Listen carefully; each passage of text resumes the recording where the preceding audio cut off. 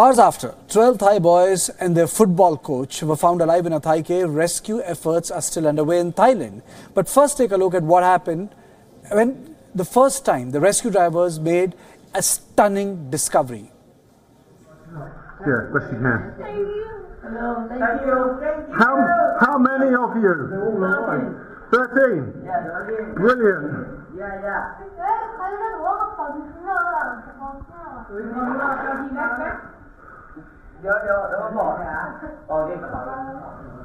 Backpack is we go inside. No, not today. Not today. There's 2 of us. You have to dive. We are coming. It's okay. It's okay. Many people are coming. Many people. We are the first. Many people come. What day? Tomorrow. No. What day is it? Monday. Okay, but 1 week and Monday. You have been here 10 days. 10 days. You are very strong. Very strong.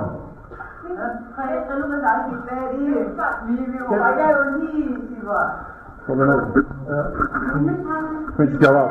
Okay, go back. We come. I know, I understand. We come. Okay, we come.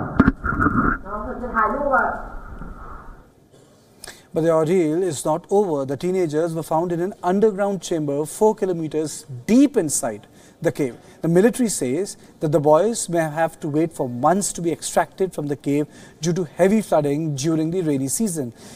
Now, the rescue workers have 2 options. One is to wait for the water to recede, but the monsoon season will only end in October. This means that the boys may remain trapped for another 4 months. The other alternative they have is to learn how to dive. เพราะว่าจริงๆแล้วมันมีหน้ากากที่มันบอกจริงแล้วว่าหน้ากากที่ปิดออกมาได้โดยที่เขาจะหายใจได้แต่มันต้องไปฝึกหรือไปซ้อมนิดนึงข้างในเดี๋ยวต้องดูก่อนว่าศักยภาพเขาทำได้แค่ไหน So what is next? Till a rescue plan gets chalked out, a diver will give the boys company. None of the team members can swim and rescue. Rescuers have said that they may have to wait several weeks for the water to recede, before they can be taken out. The Tham Luang Cave complex in Chiang in northern Thailand is regularly flooded during the rainy season, which lasts until September or sometimes even October. If the children are to be brought out before then, they will have to learn basic diving skills. To escape to safety by getting through dangerous corridors of muddy, zero visibility water. In the meanwhile, 4 months of food supplies will be provided to the boys to ensure their survival. And I'm joined by Grant Peck, correspondent from AP, from Bangkok. Grant, thank you for joining us on this issue. So what are the chances of the teenagers who are there in the cave complex of surviving? And what is the latest update in terms of planning which the Thai military is doing to evacuate them? Okay, well the survival chances are very good at this point, assuming nothing goes wrong. I mean, there are a few options. One, which is being talked about the most, is the idea that they will be taken out by divers. In other words, going through the flooded waters in which the rescuers entered. The other is that they'll just wait there until the water clears up more. Now, there seems to be some slight indication that at least senior Thai officials want the option of taking them out with the divers sooner rather than later. One of the rationales being that they expect heavy rains later this week, which might further hamper evacuation or even pose a danger.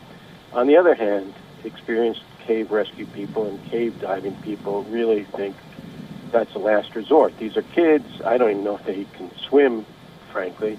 And the idea that they're going to learn sophisticated equipment and swim through rather cramped and dangerous areas, and that'll happen in a couple of days, is not one that they favor. Grant, is it correct that there is an option on the table that someone will stay with them and teach them diving so that they can be trained in case they need to be evacuated before October or September? Is there a talk? Is there a plan on table? Yes, certainly. That's. I mean, look, they will teach them that. The question is whether it'll be a rush lesson. In other words, to get them out in a couple of days, which some senior Thai officials have indicated might be the preference, or whether to get them comfortable, set them up where they are, and kind of wait things out until a clearer path out becomes obvious. Thank you, Grant. Thank you for joining us from Bangkok. The parents of the rescued boys have expressed extreme happiness after the successful rescue mission. The relatives of the boys took shelter from heavy rain and were cheering and smiling after receiving the news of the rescue. Rescuers shook hands and congratulated each other as occasional cheers broke out because at least they were able to locate the boys. And the whole problem for past 30 days was that the families did not know whether the children had survived or not. But they were happy that all of them survived, and very soon the food and water will be provided to them by the Navy deep water divers. ผมก็ไม่นึกไม่ฝันเนาะเพราะเราก็รอคอยมาตั้งเกือบ10 วันแล้วนะครับเนาะครับผมไม่นึกไม่ฝันจะมีวันนี้ผมก็ขอบคุณทางหน่วยงานทหารตำรวจไม่ว่าจะหน่วยงานราชการทุกหน่วยงานที่มาช่วยค้นหาลูกของผมเองก็คิดอยู่แบบ50-50อะค่ะเพราะว่าเราก็รอลูกเนาะรอมาหลายวันแล้วเนาะพี่เนาะแต่ถ้าวันนี้ก็เป็นวันที่ดีที่สุดแล้วพี่เนาะก็กอดลูกขอกอดลูกก่อนนะพี่เนาะไม่ได้เจอหน้ากันหลายวันแล้วพี่ดีใจมากพี่ขอบคุณพี่นักข่าวนะคะ A U.S. Air Force captain who was part of the rescue mission has hailed the cave rescue operations. The boys have sustained minor injuries, but nobody is seriously injured. They have been given energy gels to sustain them while a plan is worked out to bring them to safety. I would say that everyone had a tough time here. You think about the rescue workers, the volunteers, the military. You had obviously. It's a multinational rescue effort, and it's led to a success. So I don't even think my role is tough when I see all of Thailand here, putting everything that they have in order to rescue these kids. And look, a miracle, like you said.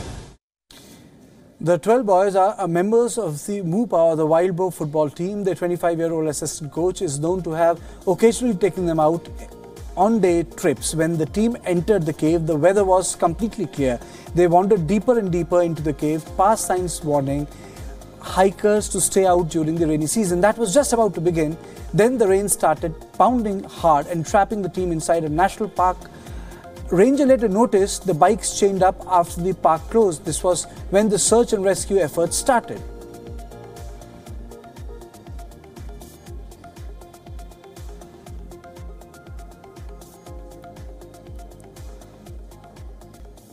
The Indian High Commission in Islamabad has written a letter to Pakistan's Foreign Ministry. India has reiterated demand for fair trial in Mumbai attack case. India has expressed deep concern over the trial. The letter further states, blood of Indians will not be allowed to go in vain.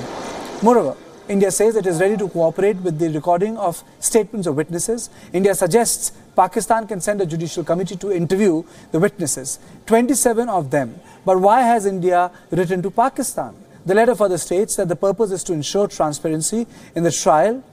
Pakistan had earlier sent judicial committee on 2 occasions, but despite that, the trial is moving at snail's pace. The reason being, Pakistan's Interior Ministry did not work on the issue.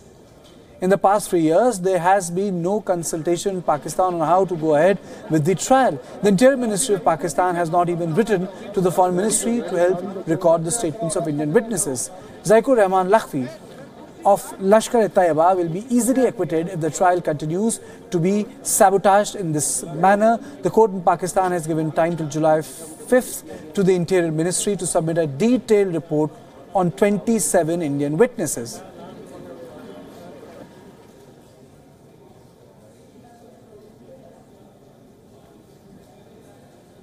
And I'm joined by Ahmed Shaheen, senior journalist from Pakistan.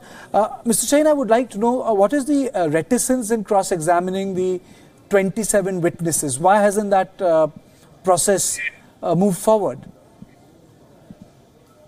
If you're referring to the 27 witnesses on the Indian side of the border, there has been a war of words between India and Pakistan, and a high level of non-cooperation between the two, where Pakistan has been, it's not just this case in Pakistan that's been delayed. The Benazir Bhutto assassination case, which Pakistan regards as an even more serious case for Pakistan, of course, has also been, it's been around the same time, and still there is no conclusion to it.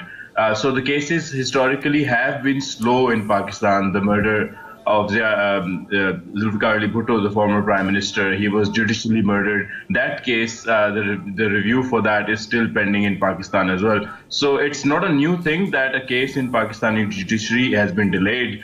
However, in this particular case, there has been a high level of non-cooperation between and blame shifting.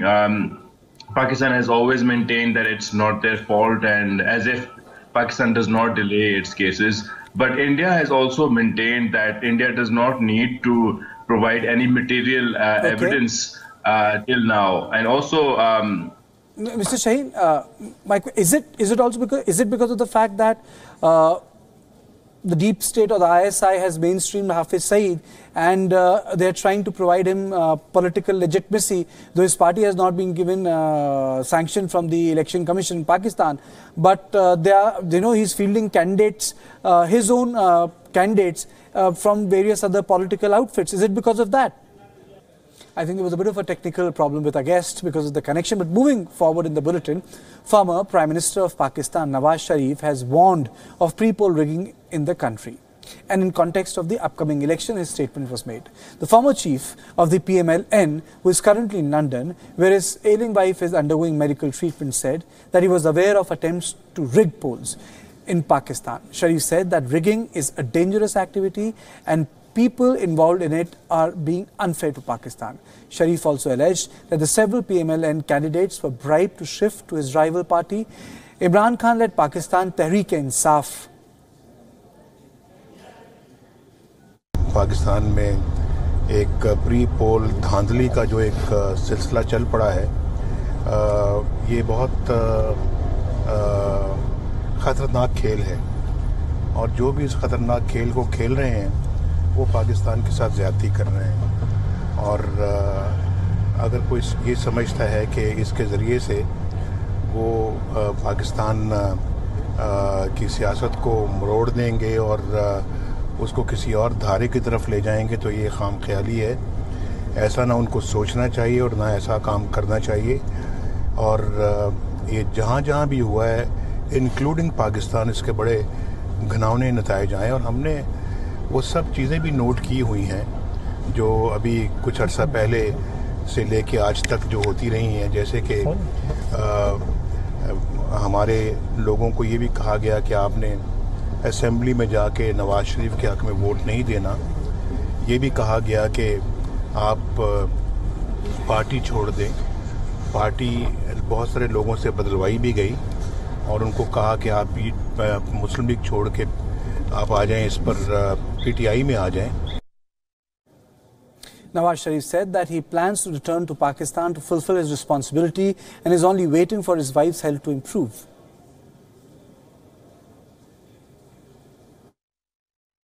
ख़ास है कि अल्लाह ताला कुलसूम को सेहत और तंदुरुस्ती दे ताकि मैं जा सकूँ पाकिस्तान और अपनी कौमी ज़िम्मेदारी भी पूरी कर सकूँ। और ये मेरी ज़िम्मेदारी है जो अदा करने के लिए मैं पाकिस्तान जाना चाहता हूँ। ये मेरा ख्याल है कि बड़े डिफाइनिंग मोमेंट्स हैं पाकिस्तान की तारीख में, और यकीनन पाकिस्तान की पिछली 70 साल जो तारीख़ है उसको बदलने के लिए और आइंदा जो आने वाला वक्त है उसको एक पाकिस्तान और हर पाकिस्तानी के लिए बेहतर बनाने के लिए ये एक मिशन है जिसके लिए मैं काम कर रहा हूँ। तो मैं समझता हूँ कि और दुआ करता हूँ अल्लाह से, अल्लाह ताला मेरी वाइफ को कुलसूम को सेहत और तंदुरुस्ती अता फरमाए ताकि मैं पाकिस्तान जाके अपनी ये जिम्मेदारी अदा कर सकूं.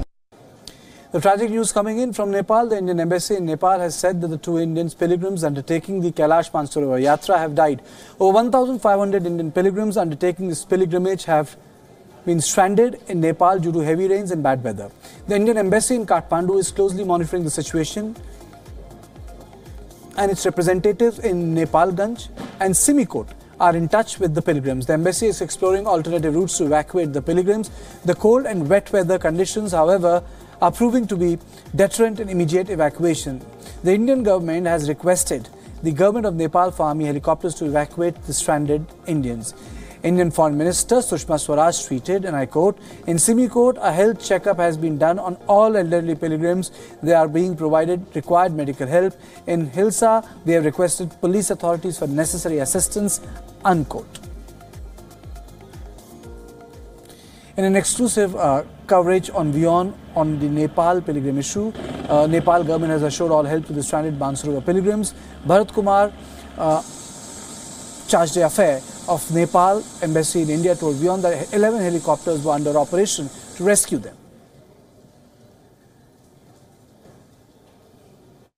About 1,000 Indian pilgrims are right now stranded in Nepal. They were to go to Kailash Mansarovar. The Indian Foreign Minister has also reacted on Twitter. With me is Nepal's charge d'affaires here in New Delhi to talk about the situation. So what is currently happening there in Nepal, especially on the Indian visitors who were passing through Nepal? Siddhantji, you may be aware that this is the peak season of monsoon, in which there is heavy rainfalls in that area, and this time also it is happening like that. And many Indian pilgrims who had visited Mansarovar on their way back to back home, because of this weather, they have been stranded in Simikot and in Hilsa area, which is more towards Tibet. So this time the government is we just have had conversation with local authorities and also with the spokespersons of the Ministry of Home Affairs. Government is doing its best. It has directed its local authorities to ensure safety, to ensure medical facilities, and to ensure a proper arrangement of their accommodation until they are evacuated to a safe place.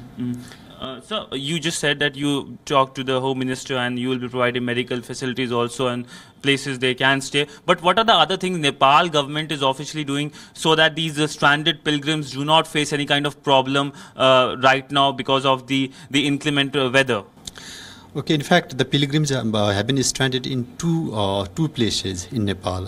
One is in Simikot, which is at the height of 2,900 meters, and another is Hilsa, near border, which is at the height of 3,600 meters. Because of the weather, now it is not possible for evacuate them from Simikot to Nepalganj.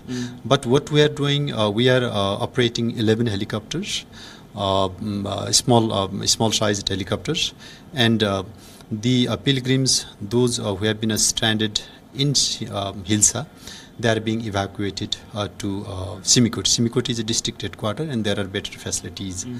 So I think within a couple of, within 1 or 2 days, all passengers will be evacuated to Simikot. So evacuated with the help of Nepal government? Yes, yes. So finally, my last question on, for the sake of our viewers, can you tell us the route through which these pilgrims go from Nepal and finally to Kailash Mansarovar? Can you just explain? It is, I mean, in Nepal, it starts from Nepalganj, which is very near from Nepal-India border. And they take helicopters, normally they are private helicopters, and they go to Simikot, that is district headquarters of Humla. And from Simikot to they go to Hilsa, which is near from border. Then there is one pass which is at the height of 4,500 meters, slightly more than that. They have to cross that pass also, and then they go to Mansarovar through Tibetan. The Afghan Sikh community and the Sikh community in Delhi are in shock after the terror attacks that killed many Sikhs in Afghanistan. A suicide bomb attack in a city in eastern Afghanistan where President Ashraf Ghani was visiting killed at least 19 people, including the only Sikh candidate in upcoming legislative elections. Our principal diplomatic correspondent Siddhant Sibal visited an Afghan Sikh locality in New Delhi. This is a Sikh Gurudwara in Delhi's Tilak Nagar, but it's not just another Gurudwara. It's built by Afghan Sikhs who have made India their home. But today they are mourning for the loss of their brothers in Afghanistan. The tragedy in Jalalabad has jolted them. They say that the attack on Sikhs in Afghanistan is a systemic killing of a minority that has always been persecuted. करीब 13 बंदे वहाँ शहीद हुए हैं जलालाबाद शहर दे विच कि वो अशरफ गनी के पास जा रहे थे अपना प्रॉब्लम लेके वीजा के लिए गुरुद्वारे के काम के लिए. Among many killed in the suicide attack was Avtar Singh, a man who was to represent the Sikh and Hindu population in the country. Afghanistan goes to the polls in October. Avtar Singh was a true son of the soil, a true Afghan patriot. He was to represent the minority Afghan and Hindu population in the upcoming Afghan elections. Afghanistan goes to polls on 20th of October. Avtar Singh was in touch with WION. He was speaking with me. He was to give an exclusive conversation with WION just before the polls. But that was never to happen. He died in that terrible attack. Avtar Singh's last words to me were that he is going to represent the minority population, the Sikhs and the Hindus. The Afghan ambassador to India, Shahida Abdali, lauded him, saying he was a true patriot. Avtar Singh, particularly when you mentioned he was a real patriotic Afghan, and we really mourn the loss of this brave Afghan, and we wish his family, the Afghans, patience with the loss of such an irreparable one that we just came across. The Sikhs from Afghanistan in India too face problems, mostly the bureaucratic hurdles from getting visas extended to getting an identity card. They hope against hope their pleas will be heard. हमारे कुछ वहाँ से यहाँ आते हैं, visa दे problem होती है. यहाँ जो रह रहे हैं 20-25 साल 30 साल से नेशनलिटी प्रॉब्लम है. कई प्रॉब्लम I2 जाते हैं, प्रॉब्लम खड़ी कर देते हैं. एक डर सब हमको दे दिया गया है. हम इसी डर में कितने साल जी रहे हैं. पर ये ऐसी कौम है जो निडर है, जो किसी से डरती नहीं, ना किसको डराती है.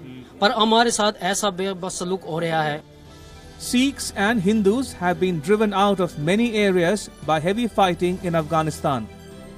The community numbered more than 80,000 in the 1970s, but today only around 1,000 remain. Under Taliban rule in the late 1990s, they were asked to identify themselves by wearing yellow armbands, but the rule was not enforced. In recent years, large numbers of Sikhs and Hindus have sought asylum in India, which has a Hindu majority and a large Sikh population. The terror attack in Jalalabad has impacted the Afghan Sikh community here in Delhi. For them, India has been second home, a home away from home. But Afghanistan has been their first home, a country they would like to go, but couldn't go now, given the fact that the security situation there is deteriorating very fast. With video journalist Sanjeet, Siddhant Sibal for WION in New Delhi.